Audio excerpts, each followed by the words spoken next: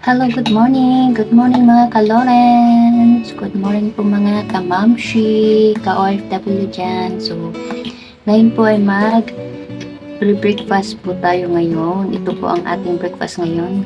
Yan. Oats. Yan. Nilagyan ko lang siya ng condensed milk. So, mainit-init pa kaya kailangan nating halo-haloin para lumamig. Yan siya. So, ito lang ang buhay ng OFW guys, ito. Kung hindi bread ang ating breakfast, ito ang ating breakfast, oats. Maganda ito para sa ating diet. So, sa mga nagta-diet dyan, ito ang best diet. Kahit kain tayo, pero diet pa rin. Hindi yung hindi kakakain, yun. Hindi yung diet, dying mo.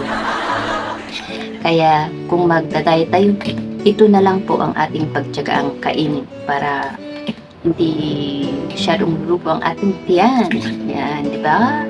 Kaysa yung hindi ka kumakain, ay hindi na diet yun. Hindi na proper diet yun. Dying yun. Kaya, ito guys. Oats for breakfast.